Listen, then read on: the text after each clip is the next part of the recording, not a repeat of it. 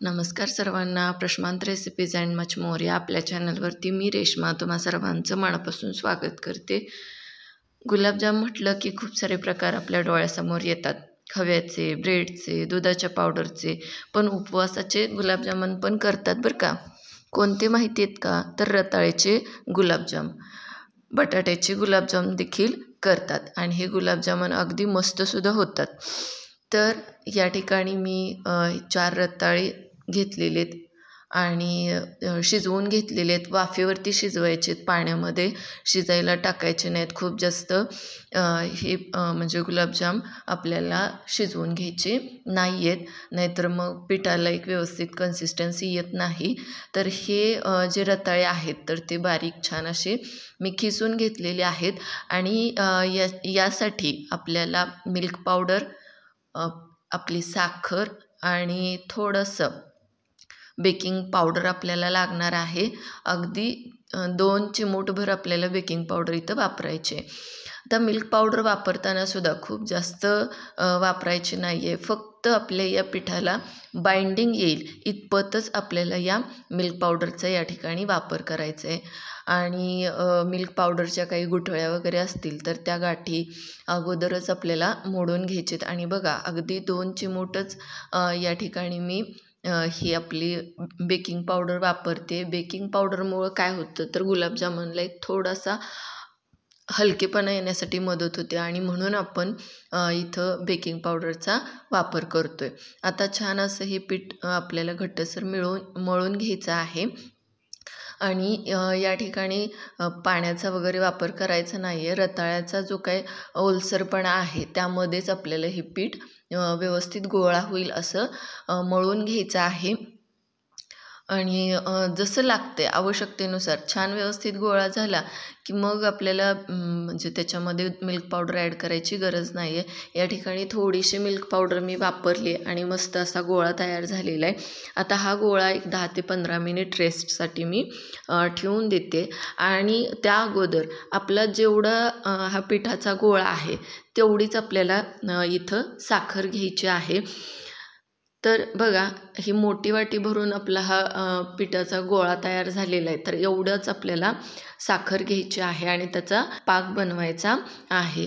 तर या ठिकाणी एक पातेलं घेतलं आणि या पातेल्यामध्ये त्याच वाटीच्या प्रमाणानं 1 वाटी भरून साखर घेतलेली आहे आणि तेवढंच म्हणजे 1 वाटीच पाणी त्यामध्ये घालायचं आहे आणि छान असा ह्याचा पाक बनवून घ्यायचा आहे.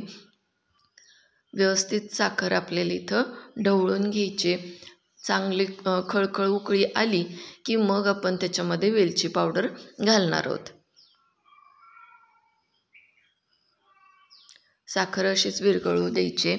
आणि बघा नेहमीच उपवासाला शेंगदाणे, राजगिऱ्याचा लाडू खाऊन कंटाळा येतो.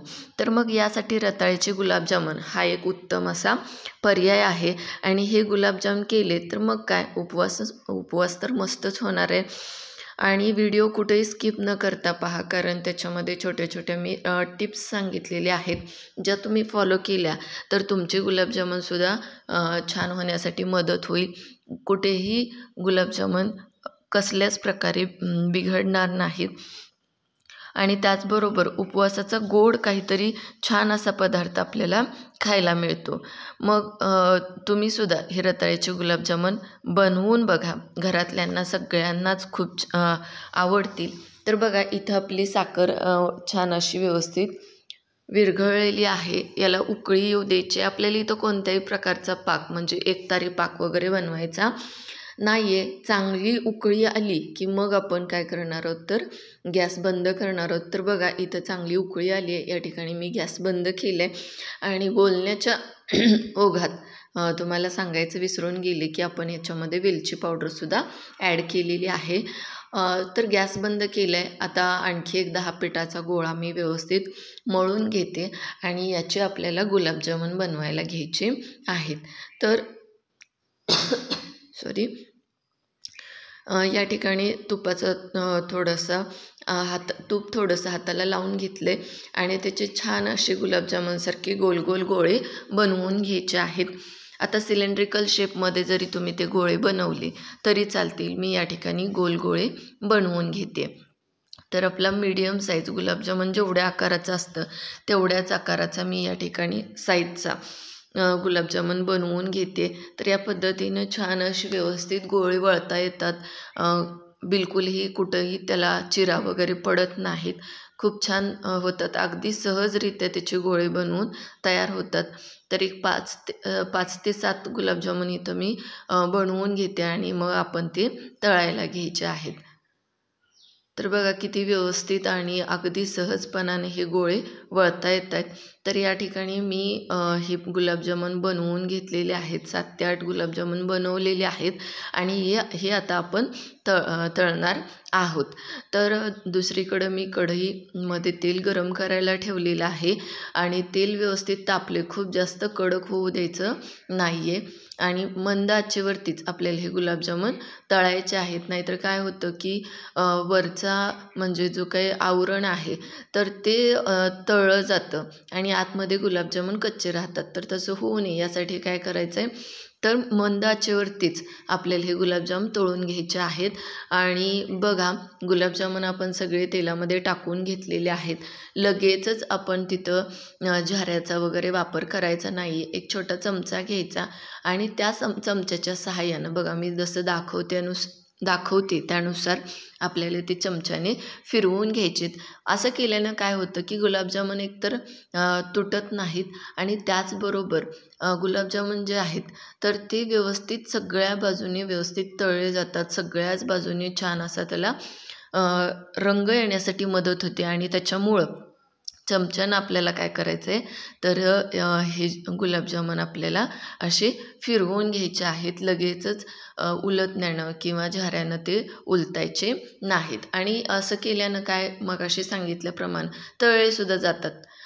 तर बघा हळूहळू त्याचा कलर किती छान येऊ लागलेला आहे आणि बिलकुल कुठेही आपला एकही गुलाबजामुन तेलामध्ये विरघळलेला नाही आहे आणि या ठिकाणी आपले गुलाबजामुन छान असे तळून झालेले आहेत। किती मस्त असा त्याला रंग आला आहे बघा। आणि हे गुलाबजामुन तळल्या लगेचच आपल्याला पाकामध्ये टाकायचे आहेत। त्याला काही म्हणजे थंड होण्यासाठी वगैरे ठेवायचं नाही आहे, गरम गरमच आपल्याला ते पाकामध्ये टाकून घ्यायचेत। तर पाक आपला थोडासा इथं या ठिकाणी हे सगळी प्रोसेस करत असताना थंड झालेला आहे, त्याच्यामुळे आपण लगेचच आपले हे गुलाबजामुन ॲड करायचे आहेत। बघा बघितल्या कोणी म्हणेल का की हे रताळ्याचे गुलाबजाम आहेत। जसे आपले खव्याचे गुलाबजामुन मस्त लागतात तसेच हे सुद्धा गुलाबजामुन खूप छान लागतात आणि बाकीचे सुद्धा या पद्धतीने मी सगळे गुलाबजामुन या ठिकाणी तळून घेते आणि मुद्दाम मी तुम्हाला हे सगळे गुलाबजामुन तळून दाखवणार आहे की जेणेकरून तुम्हाला सुद्धा लक्षात येईल की सगळेच गुलाबजामुन छान होत आहेत, अजिबात सुद्धा म्हणजे तुटत नाहीत किंवा विरघळत नाहीत। आणि महत्त्वाचं म्हणजे खूप जास्त आपल्याला मगाशी सांगितल्याप्रमाणे पीठ मळताना खूप जास्त आपल्याला त्याच्यामध्ये मिल्क पावडर ॲड करायची नाही आहे। नाहीतर काय होतं की ती काही बिघडत नाहीत, पण रताळ्याची जी काही चव आहे तर ती टिकून राहत नाही आणि म्हणून फक्त त्याला बाइंडिंग येण्याइतपतच आपल्याला काय करायचं आहे, तर मिल्क पावडर या ठिकाणी ॲड करायची आहे।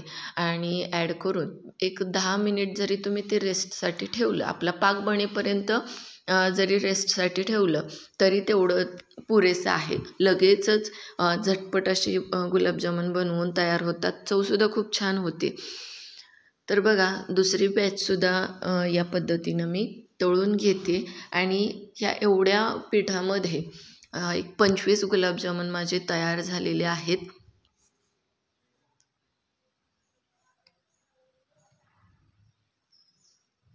असेच हे व्यवस्थित आपल्याला तळून घ्यायचे आहेत आणि गुलाबजामुन बघा या ठिकाणी बघू शकताय की छान असे तळले गेलेले आहेत आणि हे सुद्धा गुलाबजामुन आपण लगेचच काढून डायरेक्ट पाकामध्ये टाकणार आहोत। अगोदर जे आपण गुलाबजामुन ॲड केलेले आहेत तर ते काढायचे नाही आहेत, तसेच आपल्याला पाकामध्ये मुरू द्यायचे आहेत आणि तो पाक तसंच ठेवायचा आहे। बऱ्याच वेळा आपण खव्याचे वगैरे गुलाबजामुन करत असताना काय करतो की पाकात चांगले मुरले की आपण ते गुलाबजामुन बाहेर काढून घेतो, पण परत प्रश्न पडतो की या पाकाचं करायचं काय। तर त्यासाठी पाक बनवतानाच आपण थोडा बनवलेला आहे तर या ठिकाणी सगळे गुलाबजामुन बनवून तयार झालेले आहेत.